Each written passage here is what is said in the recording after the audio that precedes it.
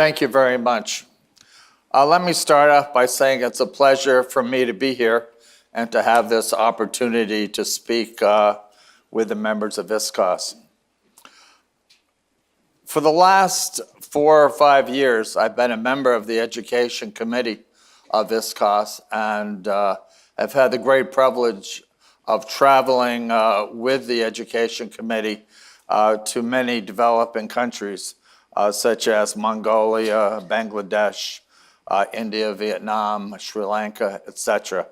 And as a psychologist, obviously my interest has been in terms of how people live and flourish in such poverty and in such difficult environmental conditions. And I don't think there's really any answer for that, but I'm hoping to use my presentation, my time today, to share a little bit in terms of some of my observations, in terms of how I think maybe people, in the spite of some of the worst medical catastrophes, use those experiences to bring out the best in them. That is one of life's little paradoxes of how we can meet some of life's worst challenges and come out more resilient, stronger than we were when we went into it. So creating a life worth living, I'm not sure if I have an answer for that, but I'm hoping that I have some food for thought that we can talk about as time goes on. Let me say again to start, I have no disclosures, I have no conflicts of interest, and no funding for any of my travels. I want to start off with what I think is a very important quote that I'm going to go back to probably several times during my presentation today. And this is a quote by Abraham Maslow, who was one of the leading humanistic psychologists who actually died not that long ago. And Abraham Maslow, I think one of his contributions that to me struck me as really significant is his comment, "What is necessary to change a person is to change his awareness of himself." Let me just read that once more again to hopefully give you an opportunity to process that a little bit more. What is necessary to change a person is to change his awareness of himself. And this statement is really going to be the crux of my presentation today. As important as all the physical rehabilitation, the physio, the occupational therapy that we teach our individuals with spinal cord injury and their families, the critical factor is that we change the awareness of himself, of the patient, from negative to positive. We all grow up with the view of disability as substandard, as something to be avoided, as something that makes us inadequate, that's something that makes us half a person. And when you go into rehabilitation, when you sustain a spinal cord injury, that view of yourself as less than who you were before permeates your rehabilitation.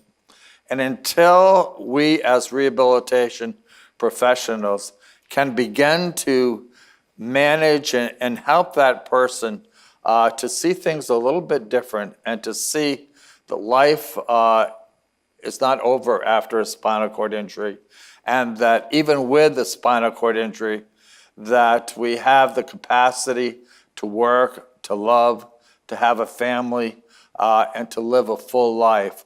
That is the crux. If we can help our patients sort of understand that their awareness of themselves as fully functioning human beings is still present after the injury, we have done our job, and the rest will follow. So let me not get ahead of myself too much, but I did want us to sort of start with that observation. So I'd like to start with a brief outline of my presentation today, a little background about the challenges of having a spinal cord injury in a developing country, and then we'll move on from there. So my outline today, which I'll follow kind of roughly, will be a little bit of background and introduction about some of the challenges of having a spinal cord injury in a developing country. I will then go back to Abraham Maslow, and we all learned about Maslow in our Psychology 101 courses of how he developed a hierarchy of needs. And I want to try the best that I can to apply that hierarchy of needs to rehabilitation, to show that sometimes what we're trying to do with a patient is unsuccessful because we are trying to bypass an unsatisfied level of need that the patient has, and that until we can satisfy more basic needs, we're not going to be able to reach more higher level needs like a sense of belonging, like self-esteem, like self-actualization. So I'm going to try in my own way to talk a little bit about how we might think about Maslow as a person who has much to offer rehabilitation. I'm going to talk about finding purpose.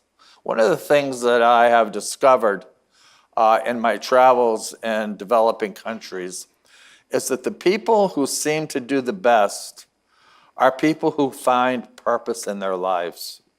And that purpose can range anywhere from providing for their families to having an intimate relationship to taking care of themselves and their health, creativity, advocacy, peer counseling, helping other people. And again, as I'm going to talk about before, people are really not able to find that purpose in their life when they're struggling with Maslow's basic needs about safety and belonging and physiological needs. But as they progress up his hierarchy, it becomes inevitable that something is missing, something that is missing in terms of them living a life worth living and having a reason to get up in the morning. I'm also going to talk about Beatrice Wright. Beatrice Wright, I was really pleased to listen to the plenary session yesterday, who talked about Beatrice Wright in a little bit different way than I am. Beatrice Wright is a psychologist who is an advocate that spinal cord injury has been relegated to a medical catastrophe rather than as a social phenomena, and that it is the social phenomena of the community, of the world that a person with a disability lives in, that creates the impairment of a spinal cord injury or other disabilities. So I want to spend a little time, if I have time, talking about sort of the contributions that Beatrice Wright has. And I'm going to digress a little there, because I think that as happy as I am to see ISCoS make progress in terms of World Spinal Cord Injury Day, advocacy, working in the community, focusing on quality of life, I think the real challenge that we have as an organization is to move beyond what we're doing now, moving beyond our inpatient rehabilitation and helping people as they live longer now, helping people have quality of lives in the community. Throughout my presentation, I'm going to try and make this relevant to all of us in terms of our rehabilitation work. And whenever I can, I'm going to give some considerations in terms of how we can help our patients progress along this line. So let me just digress here a little bit, give you a little background about spinal cord injury in the developing world. The incidence of spinal cord injury in developing countries ranges from region to region. And most of the epidemiological data really has not been gathered in the developing world. Unfortunately, it comes from the developed world, such as the United States. But as a rule of thumb, spinal cord injury ranges from about 236 to about 1,000 per million individuals in the developing world. As in countries such as mine, the US, other developed countries, males comprise about 82% of injuries with a mean age of about 34%. 56% are complete, 43% are incomplete. The two leading causes of spinal cord injury in the developing world are motor vehicle accidents and falls from trees and roofs.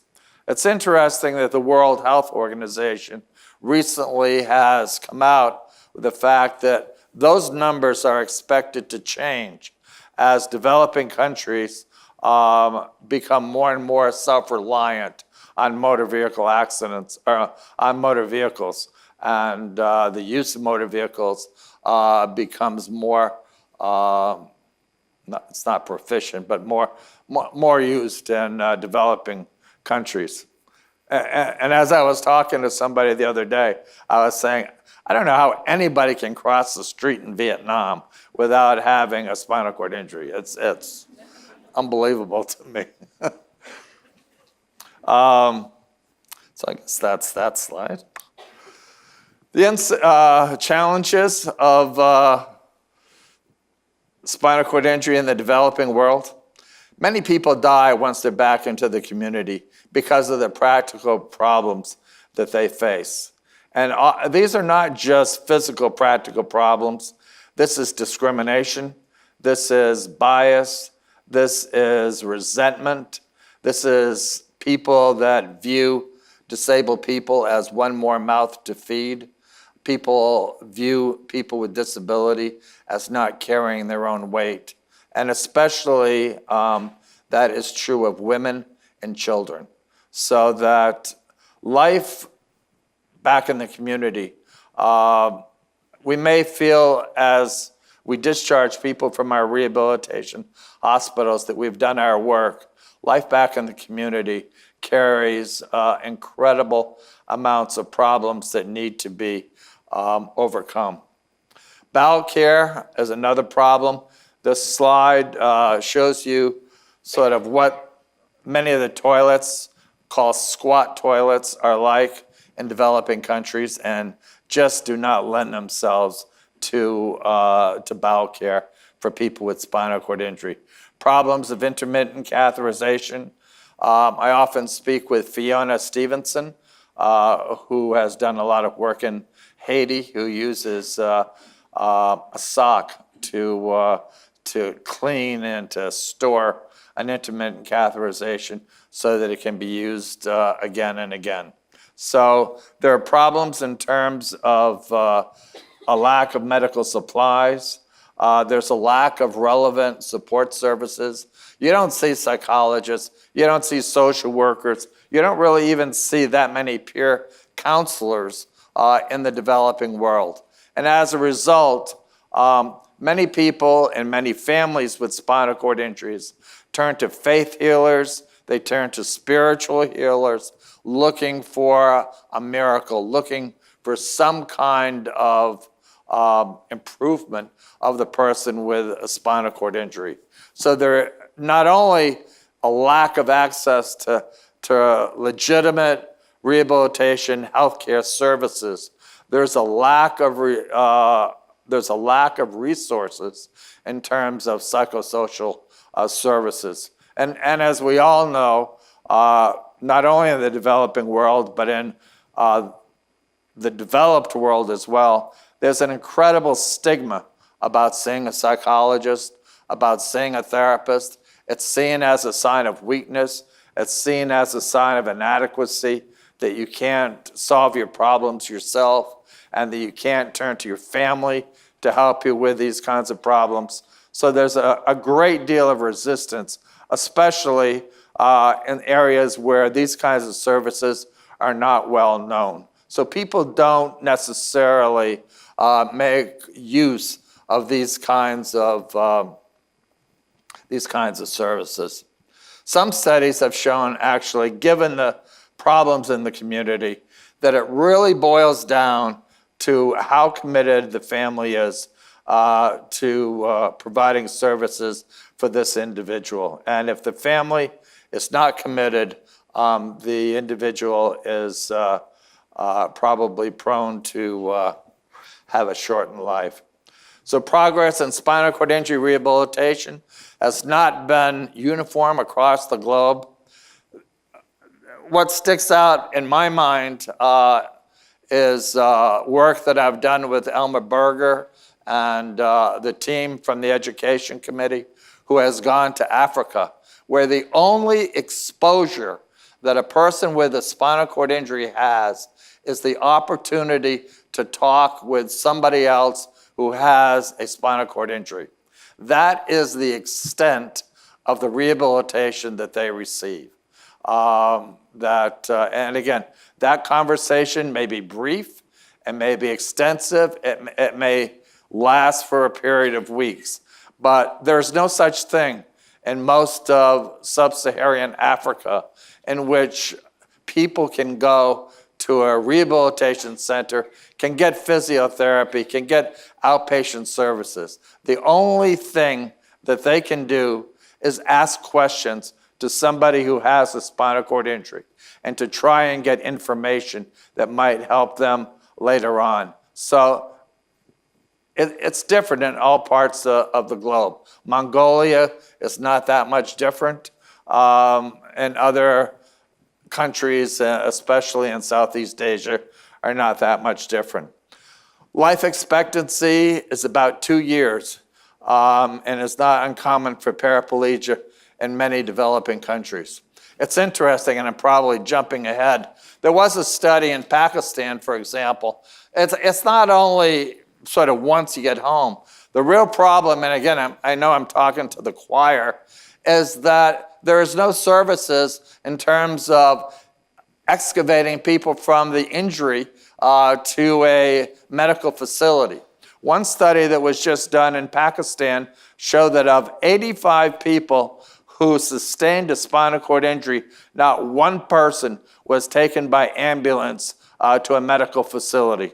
And that, again, as a result, either people become further injured or they die at the scene of the injury. The international community has an important role in improving these services. And without going on too much, I just want to say that this is really our challenge as an organization. I was really pleased at the AGW meeting yesterday when people talked about we need to be involved in countries where rehabilitation services are not being provided. Our meetings tend to be in developed countries, and the needs are so different. We need to be providing services, providing education, and providing training to places that do not have rehabilitation services. Having the Education Committee go to Morocco or go to Jordan to do a 3-day workshop is not enough. We have an obligation as an international society to really spread our knowledge and to help the people that really need our help the most. The people that we are helping now are really the people that have the knowledge, that don't have the opportunity to work with people who are dying at the site of injury. So I'm hoping as time goes on and as our society grows, that more and more that we're going to be able to really work with the people that need us the most. So I think I've talked about these kinds of issues. Accessibility is one thing I just sort of wanted to talk about. Fiona Stevenson, a nurse here at ISCoS and head of the nurses network, spent a great deal of time in Haiti after the 2010 earthquake. And what really came out of her experience there was a new model of rehabilitation in which rehabilitation was taken to the home.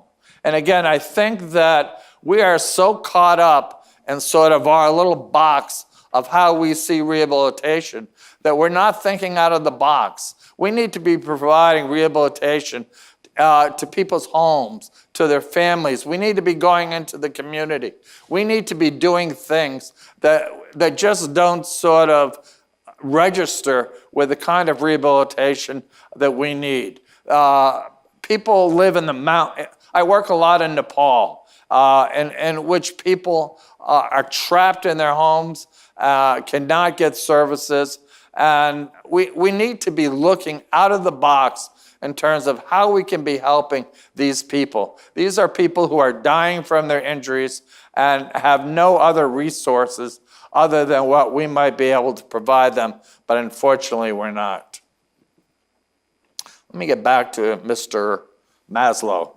As I said, he was an American psychologist, the founder of humanistic psychology, died in 1970.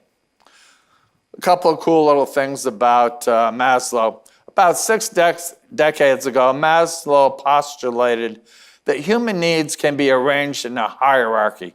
And he based his theory on the belief that a need will not be satisfied and will dominate the behavior of a person until it's satisfied.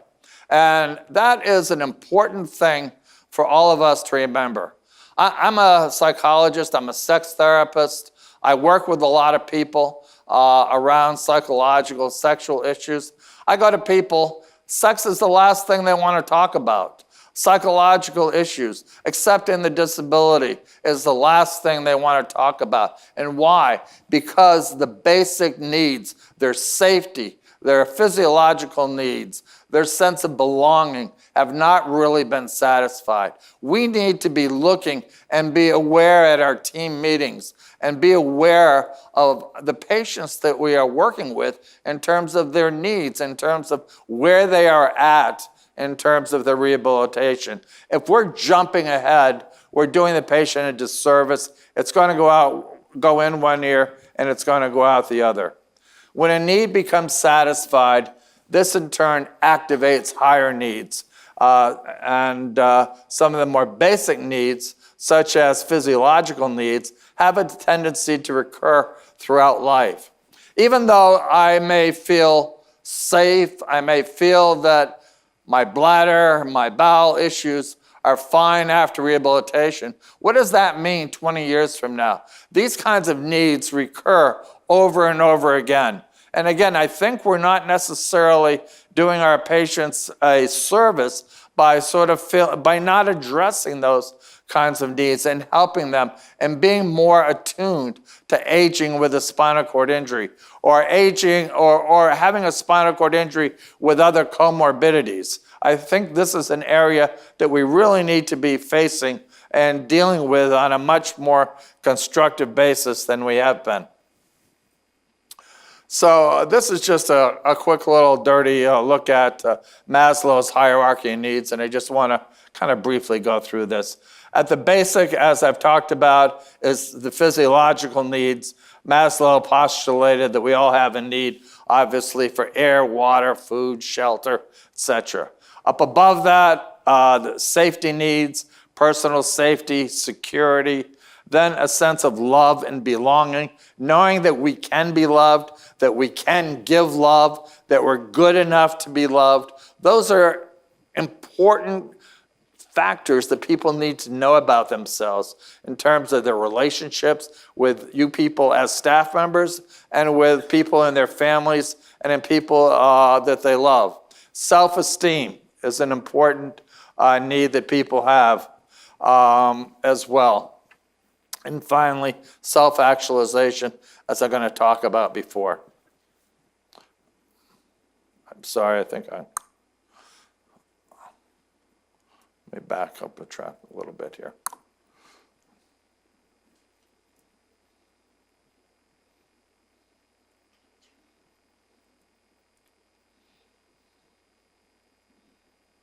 Okay, I guess not.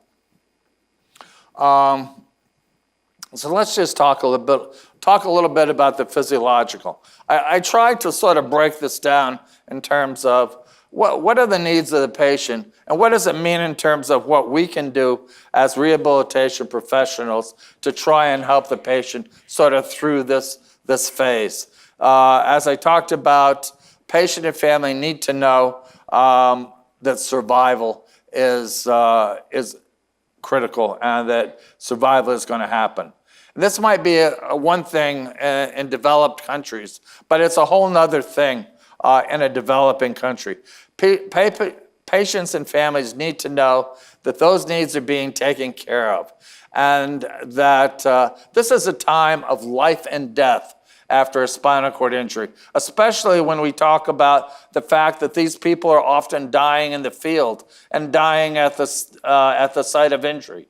That we need to be able to really work with our families, work with the patient themselves, reassuring them, being there, being nurturing, staying with them, and helping them, giving them whatever information they need to know that that they are being taken care of and that their basic needs are being addressed. What about the next one? Safety and security. This is a concern about emotional well-being and preventing further injury. What do we need to do as staff people to help people get through this kind of stage? We need to provide reality-oriented interventions and active emotional support. The fear that I will never be happy again is a huge fear that people have at this stage. They feel that life as they once knew it will no longer exist, and that the safety of the patient is a huge effort. Patients regress during this time.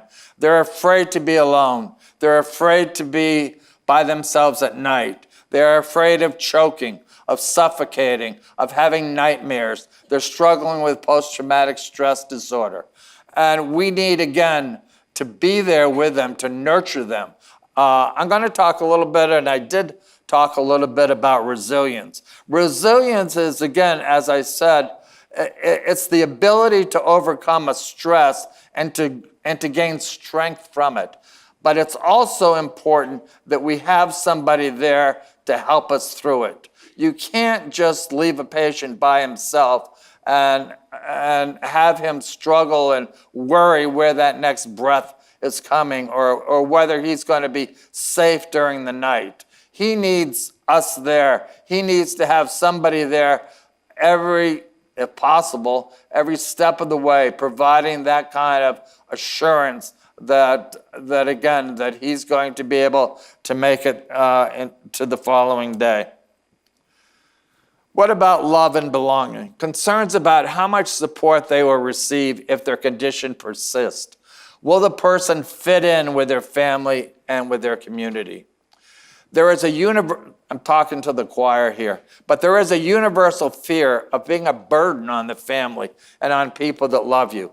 Love is not about who you are. Let me change that. Love is about who you are and not what you can do for the family. People need to know that it's not about being able to bring money into the family. It's not about being able to do things with their children that makes them valuable as human beings. They need to know it's who they are, that they are loved in the family, that they are a member of the family, and that is what's critical, and that is what accepts them into the family. So we need to highlight the importance of communication, and communication with family members, whether it be in a country such as mine or in a developing country, just does not happen because family members are afraid to talk to a person with a spinal cord injury. They feel like this person is going through enough. I don't want to add more burden. I don't want that person to see me cry. I don't want my loved one to see the pain that I am going through. And the same thing for the patient. The patient isolates himself. He doesn't share his feelings with the family because he's trying to protect the family. He's trying to put on this facade that I'll be okay, that everything is fine, and that we'll get through this one way or the other. So we need to always, as staff people, always be encouraging our patients and their families, their friends and their loved ones to be communicating. And not just about the weather and this, communicating about how they're feeling, communicating about the injury, communicating about their fears, communicating about their questions, their uncertainties about the future. Being able to talk about the love in the family. The fact that this injury is not going to change how we feel about each other and how important our family is. Those are the kinds of things in my life, in my hospital that don't get talked about. And in my experience in working with people in developing countries, it's even worse. People don't talk, especially guys, don't talk about those kinds of feelings, about love, about closeness, about what the injury means to the family, about the fears, about supporting the family, and who's going to bring home the money, and how the children are going to eat and support themselves. So we need to encourage self-reliance, positive coping strategies. I was going to talk about Paul Kennedy, our really pillar of this organization, but with a lack of time, I didn't do that. Paul Kennedy is incredible in terms of his appraisal of individuals and his ability to sort of understand the primary and secondary way that people appraise the injury.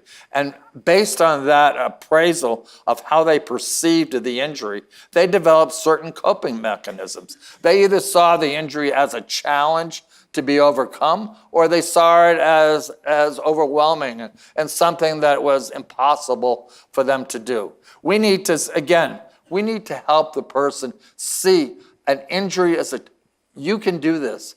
People do this. This is a challenge. You can rise above it.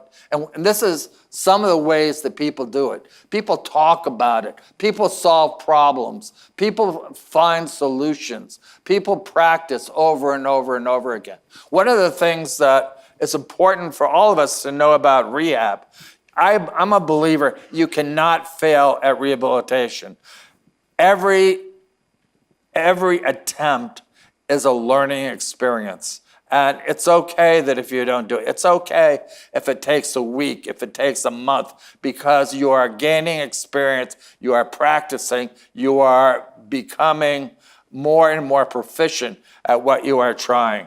So we need to always be there reinforcing every possible step. And again, just like we are as parents, I mean, it goes without saying as a parent, my little kid, utters his first word or takes his first step, we're there clapping and cheering and pushing them on and encouraging. We need to be doing that with our patients too. And I don't think necessarily we do that. They need to also to have that encouragement that they are moving forward, that they are learning, that they're progressing, that they're developing mastery, because that is what they need to know in order to continue to be moving forward.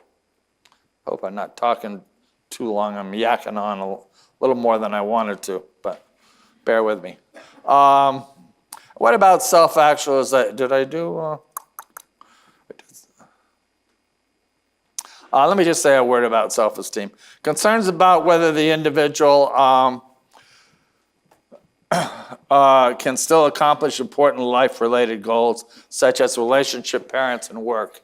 This is where, there's been a lot of talk at this meeting about peer counselors. This is where peer counselors serve a purpose that nobody else can accomplish.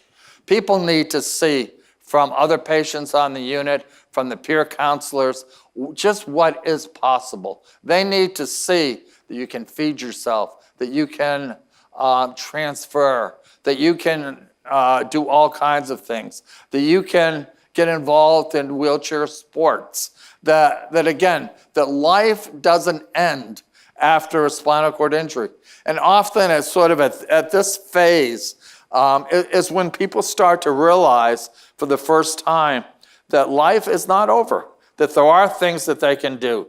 They can master a sport. They can master going out into the community. They can do wheelies. They can build, we want to build confidence every step of the way. It's all about building confidence as a psychologist. As a psychologist, I never give up on a patient. I will never say anything negative about a patient. I will always reinforce, I will always push for the positive of what they're accomplishing.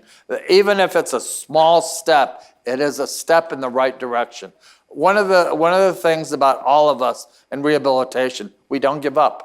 We are there for the long run, and we are committed to people making progress and becoming maximally independent. And our patients need to know that as well. They need to know that even if they screw up, even if they fail over and over again, that you're not going to give up on them. You're going to stick with them for the long run until they succeed at doing what they need to do. Self-actualization. Accepting oneself is not about giving up or giving up hope. A self-actualized person has a cause to fight for. Highest cause is not money or security, but to contribute to a cause. And for that, I'm going to move a little bit faster. And I want to talk a little bit about purpose. Finding purpose in our lives requires finding an awareness of ourselves. I started off talking about the importance of awareness of yourself, and that everything else will follow if you can become aware of who you are. And that is the first step in finding purpose in your life. I want to just sort of maybe I don't. So finding purpose. I'm just going to kind of talk a little quicker. Earlier stages must first be satisfied. I talked about that. You can't find purpose in your life if you're still worried that you're going to suffocate at night, or you're still worried that your family doesn't want you at home and are going to be resentful to you about the injury. You got to solve some of the depression and anxiety. Not everybody gets depressed. Some people do, some people don't. Some people goes on for months, some people it may just go on for a short period of time.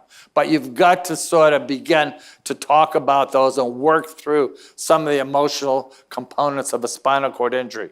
You have to reach a certain acceptance of the self. And that's a tough one, because accepting yourself, as was talked about earlier in the meeting, people often see that as accepting the fact that you're not going to get better or giving up hope. It's not about that. It's about accepting who you are and accepting this is where I am today. And maybe tomorrow I'll be in a better place, and tomorrow I'll do something different. But for today, this is what needs to happen.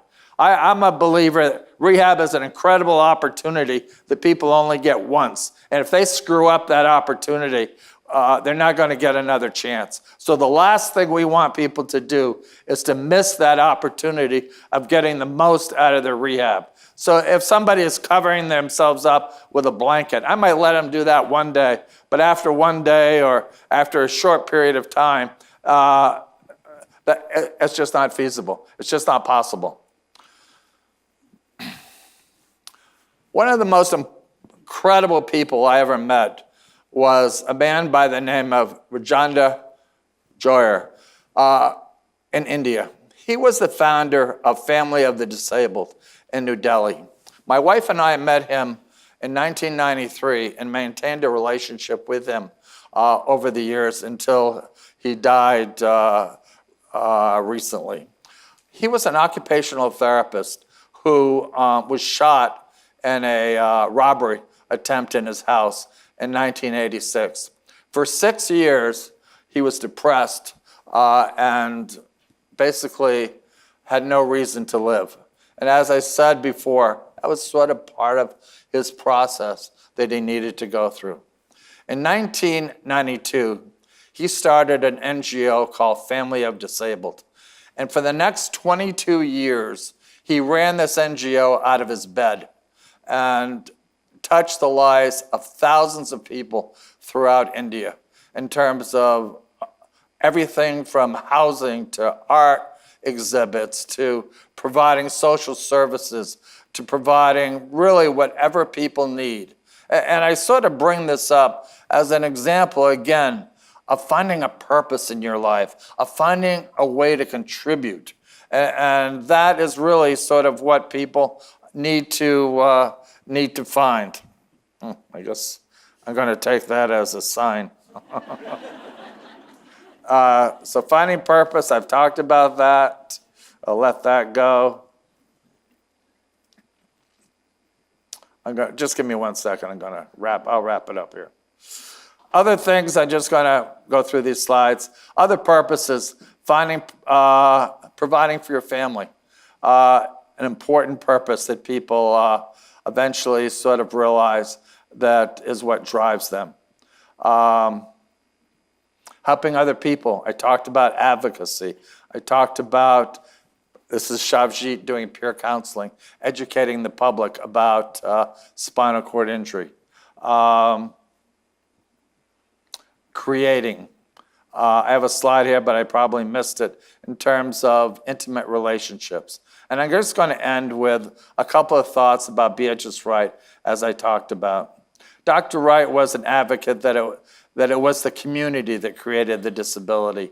The life and respect are important to all people, regardless of age, gender, color, skin, disability.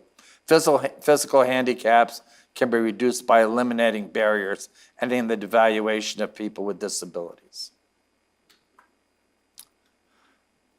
There are a couple of things that she said that I'm going to end on and just share with you. The significance of disability is affected by the person's feelings about themselves and about the situation. Feelings have to be worked through. These include resentment, guilt, inadequacy, loneliness, and concerns about the future. It takes time. It takes pain. It's not an easy process, but it's important. When the person accepts the disability as personally non-devaluating and engages life in a positive way, important rehab goals can be reached. All phases of rehab have psychological aspects, whether that be bowel care, bladder care, transfers, getting out of bed for the first time.